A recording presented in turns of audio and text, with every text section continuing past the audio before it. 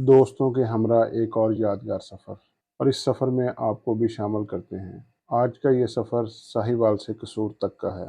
सुबह 9:30 बजे सफ़र का आगाज़ किया। साहिवाल शहर तारीखी अहमियत का हामिल है, पुरअमन शहर है और डिवीज़न का दर्जा भी रखता है। बेहतरीन तलीमी अदारे मौजूद हैं। रास्ते में जाते हुए ये लेफ्ट साइड पे कोल पावर प्लांट 1320 मेगावाट का शहबाज शरीफ ने इसका इफ्तिताह किया।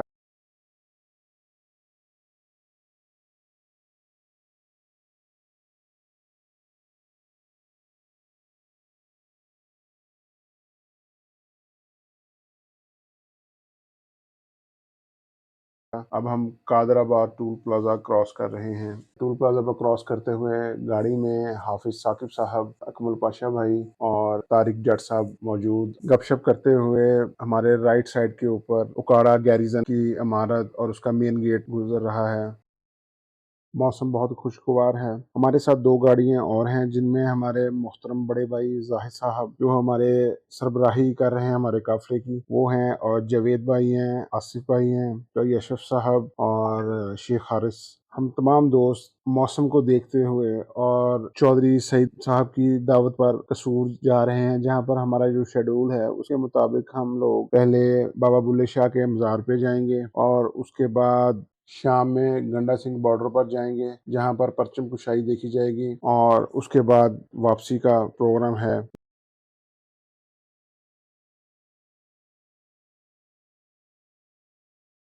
आज का जो हमारा कसूर का प्रोग्राम था वो जाहिद भाई ने अरेंज किया है सारा।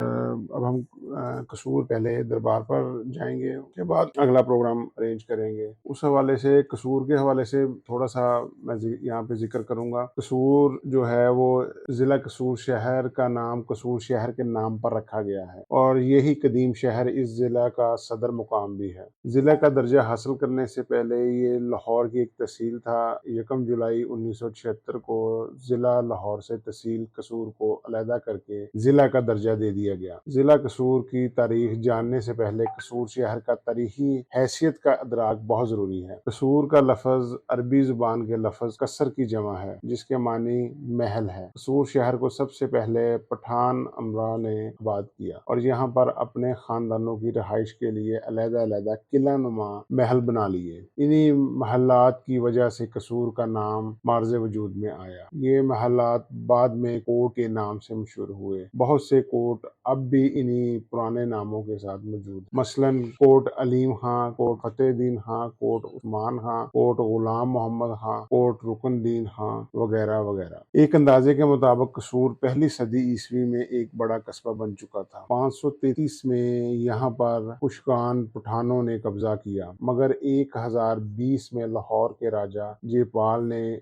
इसका लाहौर के साथ इल्हाक कर लिया। 1526 में ज़हीरुद्दीन बाबर ने हिंदुस्तान पर कब्जा करने के बाद अफगानों की खिदमात के सिले में कसूर का इलाका इनको अनायत कर दिया। 1830 में यहाँ पर राजा रंजीत सिंह की सूरत में सिखों का कब्जा हो गया, जो 1847 तक रहा, और बाद पंजाब के अंग्रेजी हुकूमत में शामिल होने की वजह से यहाँ पर भी अंग्रेज काबिज हो गए। तारीख तो बहुत ज़्यादा है, लंबी है, टाइम कम है। बहरहाल ये एक शॉर्ट सा जो तारुफ था कसूर का वो मैंने आपको करवा दिया है।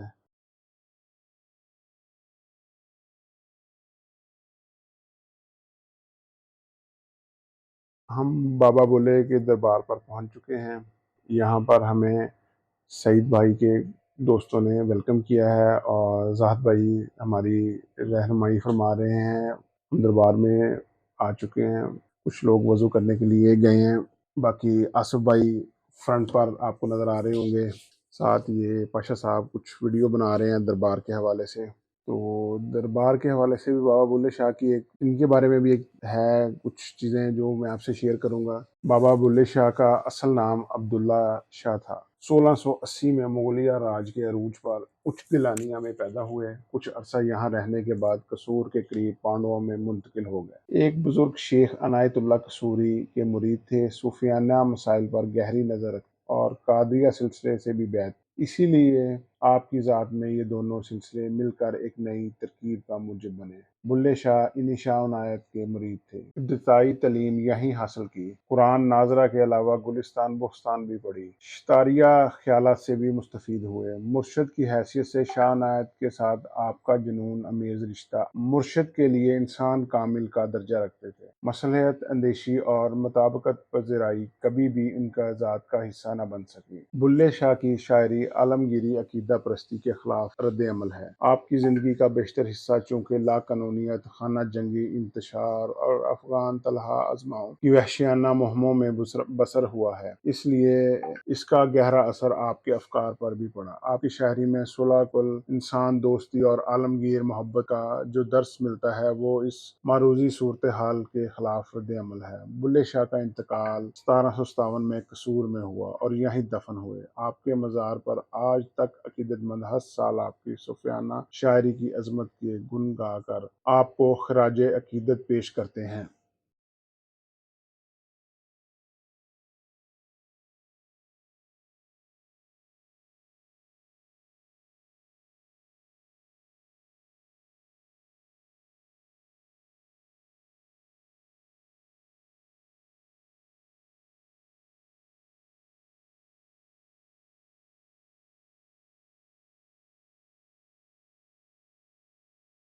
دربار پر حاضری کے دوران پاشا صاحب نے ہمیشہ کی طرح کیمرے کو سنبھالے رکھا اور تمام دوستوں کی ویڈیو بنائی اور دربار میں حاضری بھی دی۔ دربار میں تمام دوستوں کو چادر پہنائی گئی۔ سب ساتھیوں نے مل کر مرحومین کے اصالِ ثواب کے لیے فاتحہ خوانی اور دعائے خیر کی، اور یہاں سے اب ہم واپس نکل رہے ہیں۔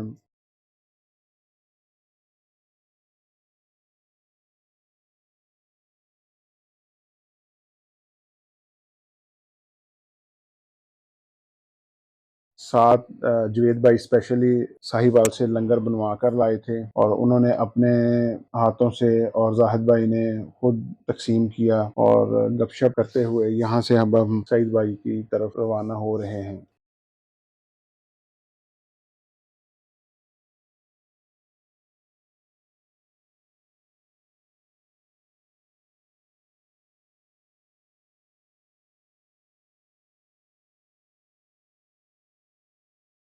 دربار سے نکل کر ہماری اگلی منزل سعید بھائی کا نعمت خانہ ہے، جہاں پرتکلف کھانے کا اہتمام کیا گیا ہے۔ میں ایک چیز آپ کو بتانا بھول گیا ہے، ہمارے ساتھ جو دوست ہیں ان میں دو دوست، ایک کاشف بھائی اور ایک حاجی فیض صاحب، جن کا میں ذکر کرنا بھول گیا تھا، وہ بھی ہمارے ساتھ اس سارے سفر میں ہیں۔ دربار کے ارد گرد بہت سی دکانیں ہیں، کسوری فلودہ اور اندرس سے بہت مشہور ہیں۔ ہم اس بار تو فلودے سے لطف اندوز نہ ہو سکے، آئندہ ضرور ہوں گے۔ قدیم اور تاریخی شہر ہونے کے باوجود اس شہر کی تعمیر و ترقی پر خاطر خواہ توجہ نہیں دی گئی۔ یہی وجہ ہے کہ شہر کا 60% علاقہ پرانی بسیدہ اور ٹوٹ پھوٹ کا شکار گلیوں اور راستوں پر مشتمل ہے۔ انہی گلیوں اور راستوں سے گزرتے ہوئے ہم سعید بھائی کی طرف پہنچے اور کھانا تناول کیا۔ کھانے کے بعد چائے کی شدید طلب تھی، جس کا اہتمام سعید بھائی کے ایک دوست نے تھانہ گنڈا سنگھ والا میں کر رکھا تھا۔ وہاں پہنچے، چائے نوش کی، کچھ دیر قیام کیا، دوستوں سے خوش گپیاں کی، وہیں موجود تھانہ گنڈا سنگھ والا کی پرانی عمارت کی سیر بھی کی۔ یہ عمارت تاریخی اہمیت کی حامل ہے، لیکن عمارت کی بسیدگی بتا رہی تھی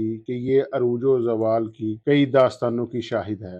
حکومت کو ان تاریخی ورثوں کی مناسب نگہداشت کرنی چاہیے، یہ ہمارا تاریخی اثاثہ ہیں۔ تمام دوستوں کے نماز عصر سے فارغ ہونے کے بعد ہم اس دلچسپ سفر کی آخری منزل یعنی گنڈا سنگھ بارڈر کی طرف روانہ ہوئے۔ اب ہم یہاں سے گنڈا سنگھ بارڈر کی طرف جا رہے ہیں۔ گنڈا سنگھ بارڈر کی طرف جاتے ہوئے کی تاریخ کے بارے میں بھی آپ کو بتانا چاہوں گا۔ گنڈا سنگھ والا پنجاب، پاکستان کے ضلع قصور کا ایک گاؤں ہے۔ اس گاؤں کا نام گنڈا سنگھ دت کے نام پر رکھا گیا تھا۔ یہ مشرقی پنجاب، ہندوستان کی سرحد پر واقع ہے۔ پاکستانی گاؤں جس کا نام ایک سکھ شخص کے نام پر رکھا گیا تھا، ہندوستانی گاؤں حسینی والا کے سامنے واقع ہے، جس کا نام ایک مسلمان کے نام پر رکھا گیا۔ سرحدی گزرگاہ اب بند ہے 1960 اور 1970 کی دہائیوں میں یہ ہندوستان اور پاکستان کے درمیان اہم سڑک کراسنگ کی تھی، لیکن اس کی جگہ واگا کے مقام پر سرحدی کراسنگ نے لے لی، جو شمال میں تھوڑا آگے ہے۔ 2005 میں سرحد کو دوبارہ کھولنے کی تجویز آئی تھی، لیکن یہ بند ہی رہی۔ 1970 کے بعد سے واگا بارڈر کی تقریب کی طرح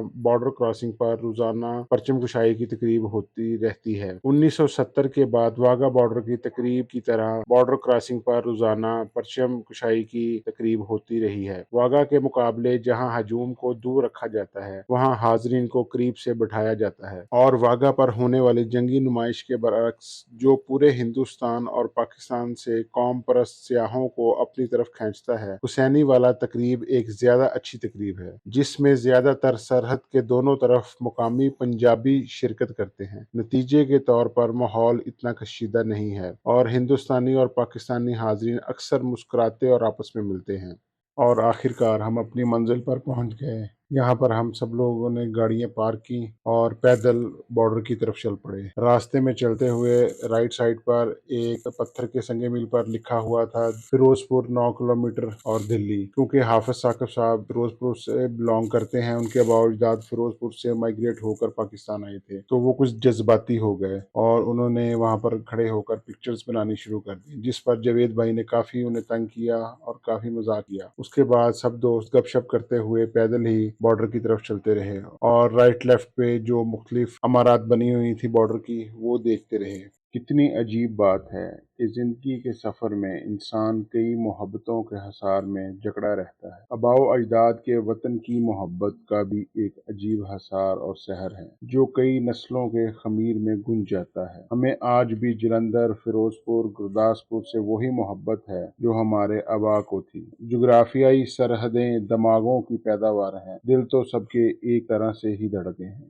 ہم سب دوست احباب فلیگ آف سرمنی دیکھنے آئے تھے، جو کہ پہلے بھی دیکھ چکے ہیں۔ میرا خیال تھا کہ واگا بارڈر پر ہونے والی تقریب کا جوش و ولولہ ہی دیکھنے کے قابل ہے، لیکن آج احساس ہوا ہماری پاک فوج جہاں بھی موجود ہو، جوش اور ولولے کی کمی نہیں ہوتی۔ پاک فوج کی وردی کی کشش ایسی ہے کہ ایک نظر پڑتے ہی جذبہ حب الوطنی امڑ آتا ہے، رگوں میں دوڑنے لگتا ہے، اور بارڈر پر موجود ہمارے یہ سجیلے جوان، ان کے کدو کاٹ، کالی شلوار قمیض کی دہشت اور سروں پر سجے سیاہ کلے، وطن کی عظمت، پاک فوج کی جرت اور بہادری کے استعارے بن جاتے ہیں۔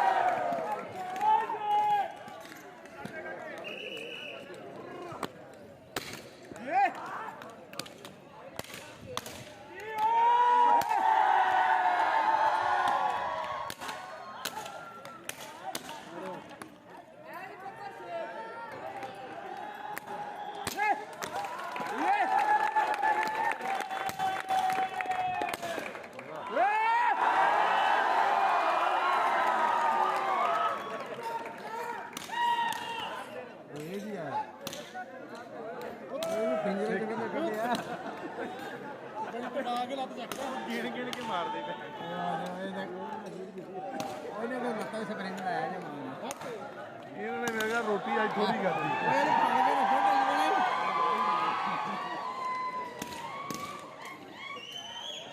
ਬਿੰਦੂ ਚੱਕਦਾ ਬਈ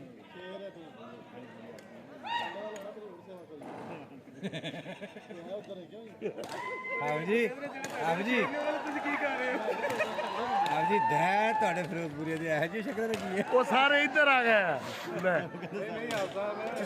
ਸਕਰੈਪ ਉੱਤੇ ਉੱਥੇ ਚੜਿਆ ਨਹੀਂ ਛੱਡੇ ਅਸੀਂ ਭੇਡਾਂ ਹਾਂਜੀ ਖਾਨਪੁਰਾ ਛੱਡ ਕੇ ਆਏ। ਅਸੀਂ ਕਿਹਾ ਰੱਖੋ ਇਹਨਾਂ ਨੂੰ ਕੋਲ ਲਓ ਇੱਦਾਂ ਦੇ ਆ ਤੁਹਾਡੇ ਅੱਛਾ ਆ ਗਏ ਬਸ ਬਸ ਬਸ ਬਸ ਬਸ ਬਸ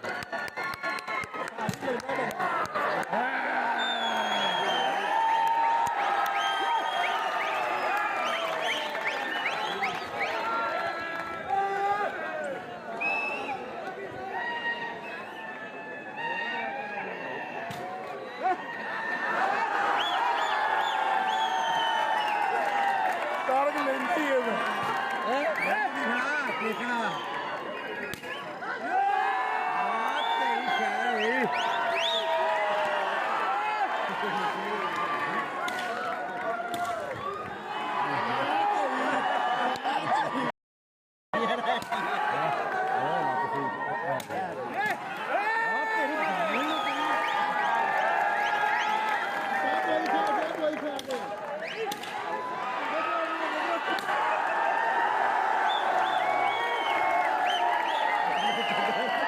ਪਤਾ ਕਰੋ ਤੇ ਭਾਜੀ ਟੀਕੇ ਲੱਗੇ ਆ ਤੇਰੀ ਤੇਰਾ ਖੈਰ ਆ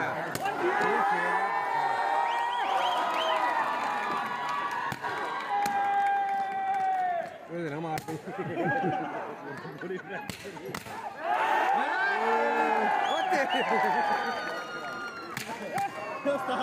ਇਹ ਮਾਈਕ ਕਿੱਥੋਂ ਆਈ ਹੈ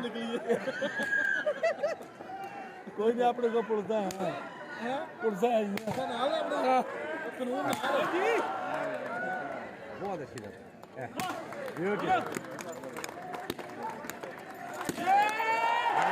ਤੇਰੀ ਭੈਣ ਇੱਥੇ ਉਹ ਮੈਂ ਬਹੁਤ ਡਰਦਾ ਮੇਰੇ ਕੋ 15 ਮਿੰਟ ਹੋ ਗਿਆ ਤੂੰ ਚਾਹ ਚਲਾਣੇ ਛੱਡ ਨਾ ਵੱਜੇ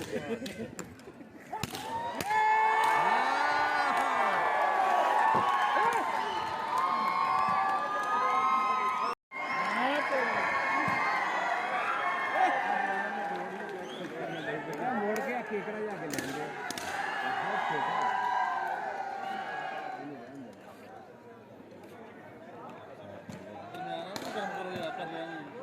ਇਹ ਬੜੇ ਗਰਮ ਹੋਣਗੇ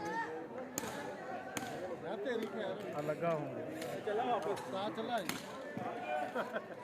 ਖੁੜਕ ਜਾਂਦਾ ਹੈ ਅਸਾਂ ਉਧਰ ਲਾ ਉਹ ਮੈਂ ਇਹ ਤੋਂ ਡਰਦਾ ਕਿ ਮੇਰੇ ਉੱਤੇ ਨਾ ਡਿੱਗ ਪਵੇ ਉਹ ਤਾਂ ਵੈਸੇ ਹੀ ਬਿਮਾਰ ਲੱਗਦਾ ਕੋਈ ਖਾਂਦਾ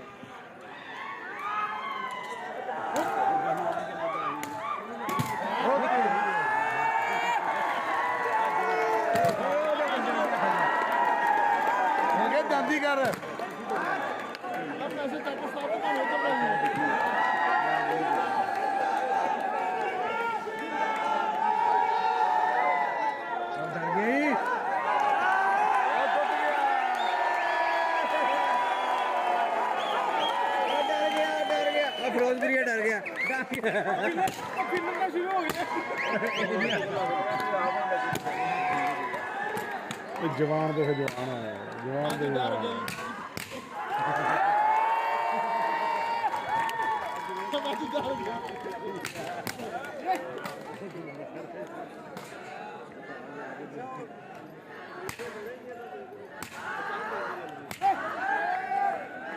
ਥੱਲੇ ਪਾਣੀ ਲੱਗਦਾ ਬਸ ਬੋਲਦਾ ਬੰਦਾ ਸਾਲ ਦਾ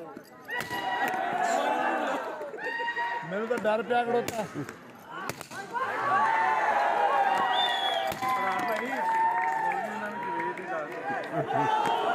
ਮੈਨੂੰ ਪਤਾ ਹੈ ਜੀ ਉਹ ਗੁੱਸਾ ਜਰੇਲ ਵਾਲਾ ਇੱਕ ਫਿਰੋਜ਼ਪੁਰੀਆ ਥੋੜੀ ਹੈ ਇਹ ਜਲੰਧਰੀ ਹੈ ਫਿਰੋਜ਼ਪੁਰੀ ਦੀ ਢਾਡੀ ਦਿੱਤਾ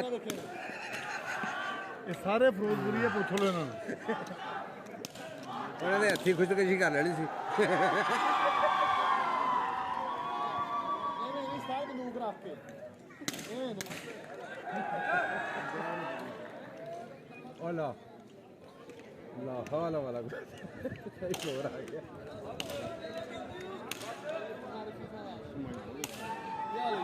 ਡਰਾਮੇ ਦਾ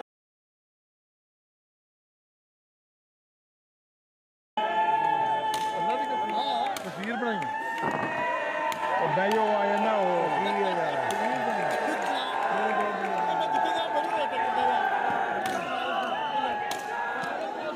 ਉਹ ਸ਼ੇਰ ਹੁਣ ਇਹ ਸ਼ੇਰ ਆਇਆ ਜੀ ਇਹ ਸ਼ੇਰ ਆਇਆ ਜੀ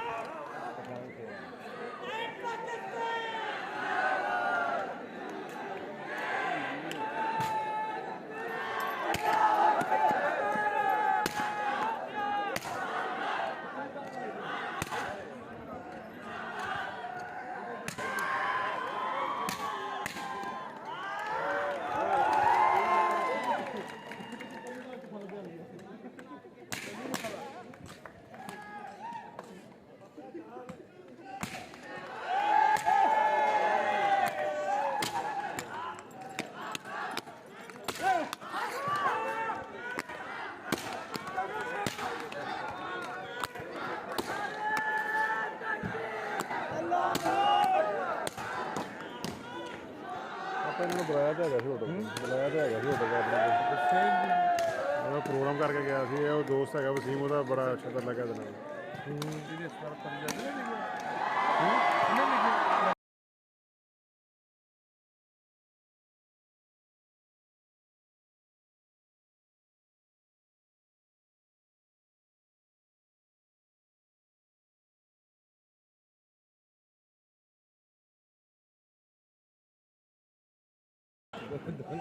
ਕਿਤਾਬਾਂ ਤੋਂ ਚਾਰ ਲਿਖੀਆਂ ਸ਼ਵਾਗਾ ਮੈਂ ਤਾਂ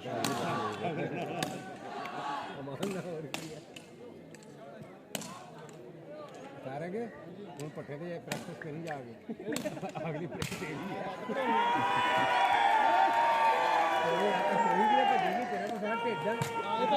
ਇਹ ਕੈਸੇ ਬੰਦੇ ਨਾਲ ਰੱਖੇ ਆ ਕਾਸ਼ ਭਾਈ ਸਾਰਾ ਦਿਨ ਖੁਸ਼ ਰਹੀਦਾ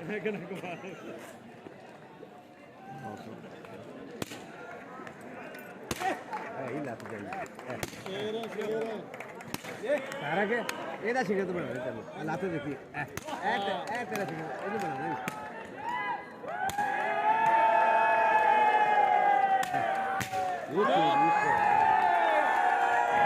ਇਹ ਪੈਂਦਾ ਹੀ ਅਸੀਂ ਇੱਕ ਇਹ ਪੈਂਦਾ ਇੱਕ ਹੌਲਾ ਪੈਂਦਾ ਹੌਲੇ ਦੋ ਵੀ ਤੰਬੂ ਬੰਦ ਨਹੀਂ ਪਾਰਕ ਦਾ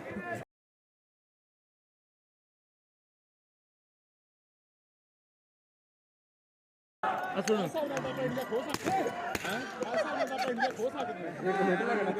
ਇੱਥੇ ਕਿਆ ਨਹੀਂ ਜਾਣਾ ਕੇਕ ਕਰਾ ਦੇਣੀ ਇਹਨਾਂ ਨੇ ਭਰ ਕੇ ਲੋਕਾਂ ਨੂੰ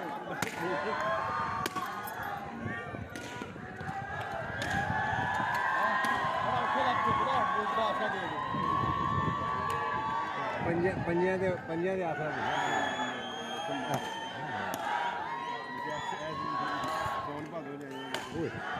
ਮੱਥੇ ਨਾ ਪਾੜ ਲਈ ਆਪਣਾ ਔਰ ਬਸ ਫਸ ਗਈ ਲੱਤ। ਡਿੱਗ ਲੱਗਾ ਸੀ ਕਿੰਨਾ ਲੱਗਾ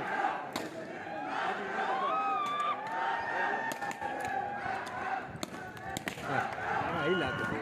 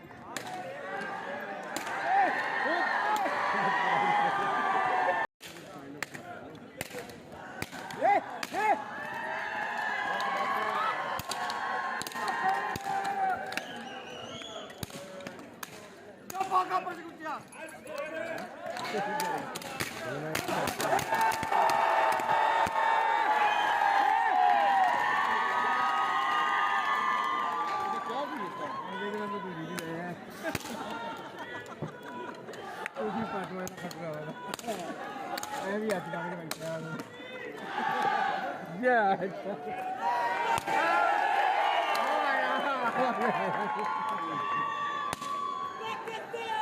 ਜਿੰਦਾਬਾਦ ਓਏ ਉਹਨਾਂ ਦੀ ਰੱਸੀ ਵੀ ਬਰੀਕ ਆ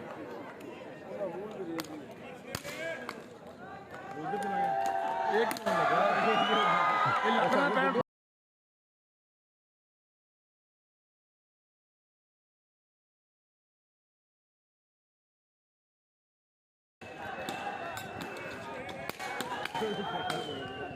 चलिए ये चले दोनों बराबर की हो रहा है यही तो खूबसूरत चीज देखते हैं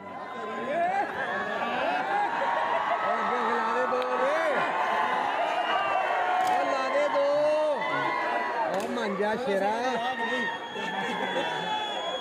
आखिर आया मेरा पुत्र वापस आया ने मार है अब पूरा डर गई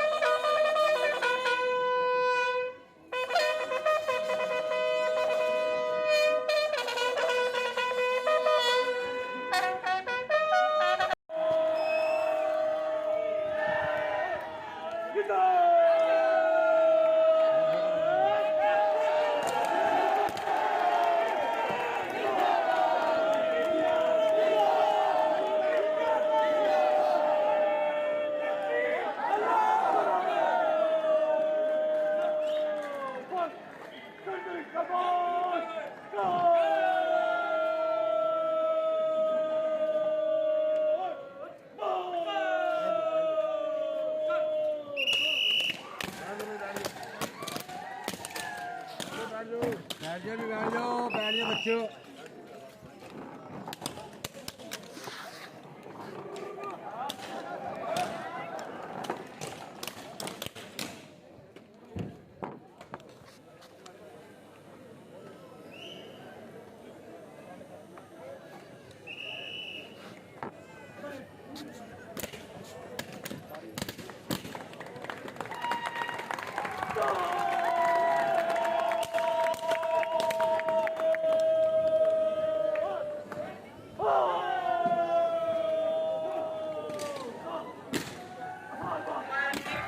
वापसी का सफ़र शुरू करने से पहले सब दोस्तों ने इन यादगार लम्हों को कैमरे में महफूज किया। हमारी भरपूर कोशिश होगी कि आइंदा भी आपको शरीके सफ़र रखें। हमारे शरीके सफ़र बनने के लिए वीडियो को लाइक, शेयर और चैनल को सब्सक्राइब ज़रूर कीजिएगा। एक नए सफ़र तक फ़ी अमान अल्लाह।